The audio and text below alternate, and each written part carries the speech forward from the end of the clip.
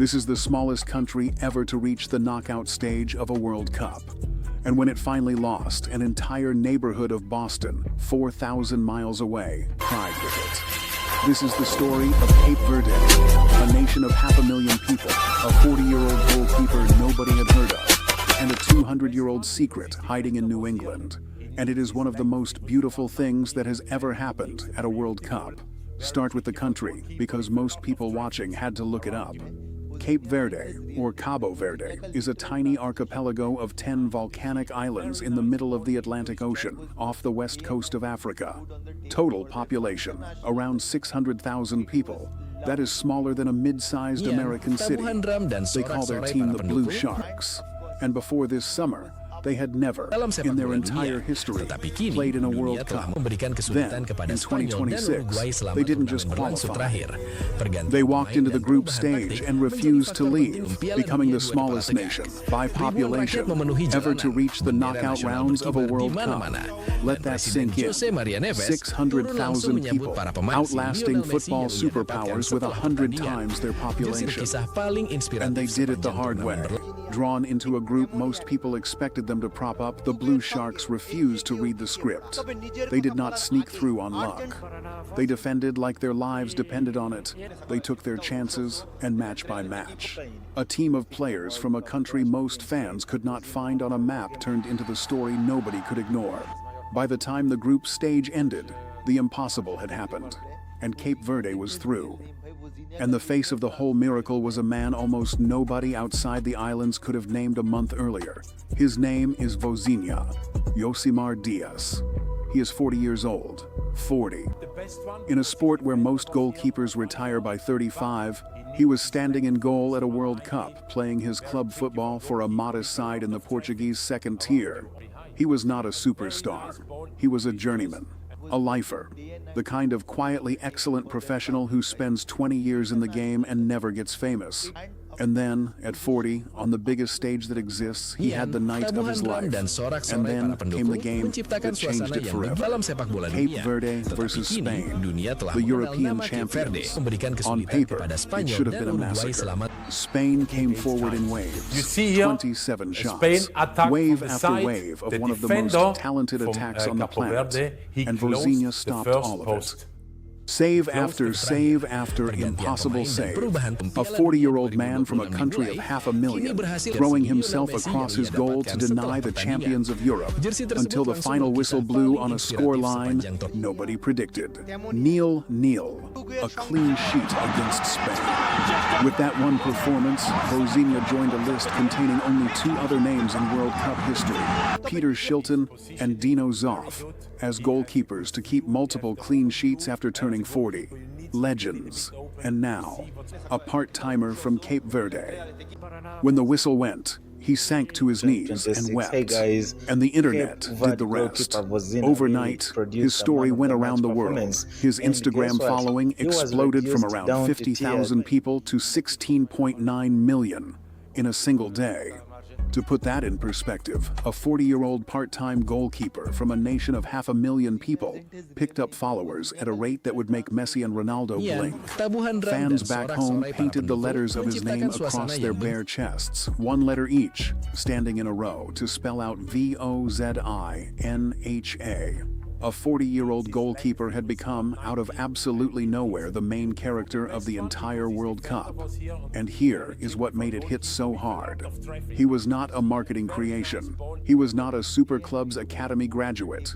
He was a normal, working professional footballer, the kind that exists in their thousands and almost never gets noticed, who got one chance on the biggest stage on earth and did not waste a single second of it. Every kid who has ever been told they were too small, too old, too far from the big leagues, watched a 40-year-old from Cape Verde stonewall the champions of Europe and understood exactly what they were looking at. Hope. But here is the part of the story that almost nobody told. Because while Cape Verde was making history on the pitch, something extraordinary was happening in the United States, specifically in Boston. It turns out that one of the largest Cape Verdean communities on earth does not live in Cape Verde. It lives in New England. menjadi inspirasi Around bagi rekan-rekan 70,000 setimnya. people of Dengan Cape Verdean pengalaman dan descent live in ketenangannya, Massachusetts, with tens of thousands more in Rhode Island, in neighborhoods like Dorchester and Brockton. And this is not new. This community is over 200 years old. The history goes back to the 1800s, to the great American whaling ships that sailed out of ports like New Bedford, Massachusetts. Those ships stopped in Cape Verde to pick up crew, and Cape Verdean sailors, some of the best whalers in the world, joined them and sailed back to New England and stayed. For 2 centuries that community grew, quietly, in the middle of Massachusetts. They kept their language, Kriolu, a beautiful Creole spoken nowhere else. They kept their music, the slow, aching melodies of morna. They kept their food, and their faith, and their island identity, passed down through 5, 6, 7 generations of people who had never seen the islands, but still called them home. Most of America drove past all of it, never knowing it was there. And then their tiny homeland walked onto the biggest stage in sports, and that community erupted. Suddenly, Boston Logan Airport was filling with Messi people in mengakui blue Mesir memiliki jerseys, organisasi welcoming permainan yang players kuat like returning dan kemampuan heroes. menyerang yang sangat berbahaya. Watch parties packed the bars and community centers of Dorchester and Brockton. The Boston Globe, a paper that has covered the Red Sox and the Celtics for over a century, ran feature after feature on the pride pouring out of New England for a country of 500,000. A quiet, 200-year-old community was suddenly the loudest voice in the room, and it was screaming for the Blue Sharks. The Fairytale carried them all the way to the round of 32, and there, on the 4th of July, waited the final boss, Argentina, the reigning world champions, Lionel Messi. On the biggest possible day in America, in front of a stadium and a diaspora holding its breath, Cape Verde did not roll over.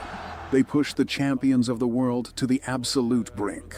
Messi scored, extending his streak to a goal in an 8th straight World Cup game. The little country fought back.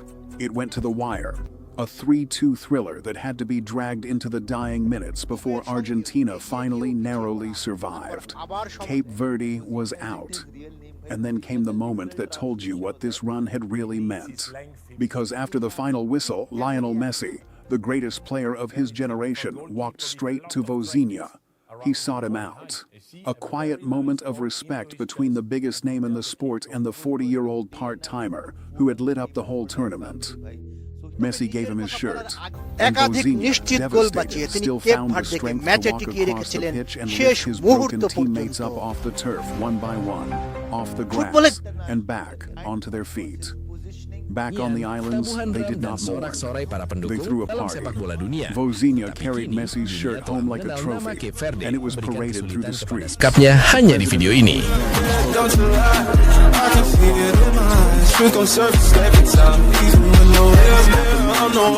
On 10 tiny islands in the Atlantic, celebrating not a trophy, but the fact that for 3 weeks in the summer of 2026, the biggest sport on earth belongs a little bit to them.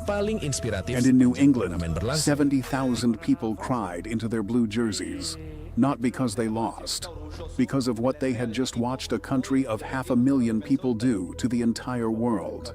Cape Verde came into this World Cup as a name most people could not place on a map.